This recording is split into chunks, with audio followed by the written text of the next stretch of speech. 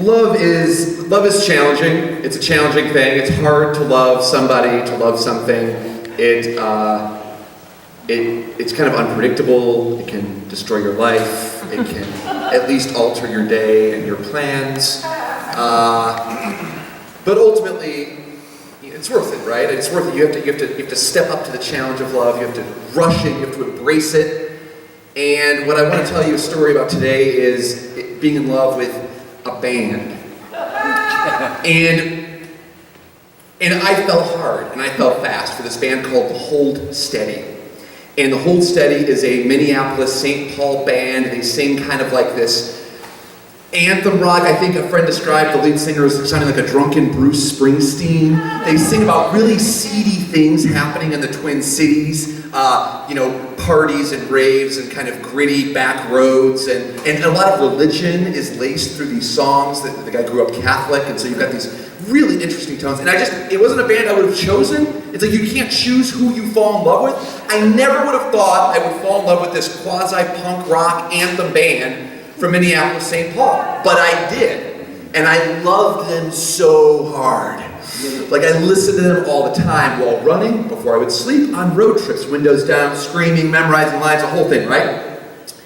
And I know myself well enough to know that this love will not last with that level of intensity.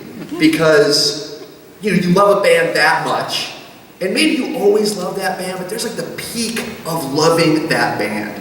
And so I really wanted to see them play live. And at this time they weren't playing that many shows. But I found out this moment that I was in love with them, they were playing one show. It was in St. Paul, where they were from, and they were playing the last show of a festival as a benefit for a Catholic church. I was like, oh my God, this is the ultimate concert with the ultimate band that I love right now. And it doesn't matter that I'm pretty broke and I've got a kid who's like 3. I did the rattlesnake story tonight. And I can't afford to go and just fly to see this band. It's crazy, but I have to. So the only way I could make it work was, you all, who's flown Allegiant Air before?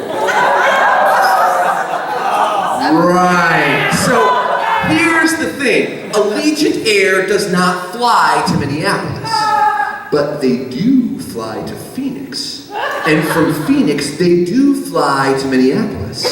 They will not avow connections on Allegiant flights because they don't want you to do what I did, which was to book one-way flight, and this was me, my wife, kid, to Phoenix, and then a second one-way flight an hour later that left from Phoenix and flew to St. Paul.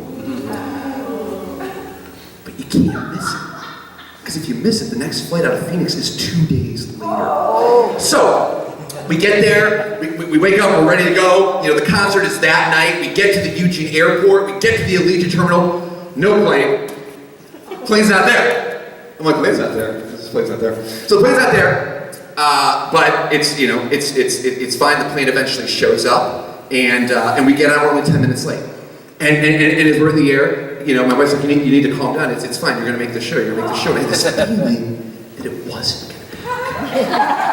And so we're flying, and everything's good. Everything's great. There's no turbulence. It's a smooth flight. And then on the left side, I see this woman that has her window down, and she presses herself up against the window. And then I see all these other people run, and they press themselves up against the window. And I'm like, what the heck? I've never seen someone do this on a plane. Like, what's going on? So I get up and I look out, and across the plains, just shy of Phoenix, is a wall of dust barreling toward the plane. So captain comes on, we're gonna have to divert the flight. We're gonna divert 30 miles outside of Phoenix to another airport. So the plane swerves off. I think I've missed the entire show. I'm gonna have to really truncate this, y'all. But I'll cut to the chase, and that we got through the dust storm.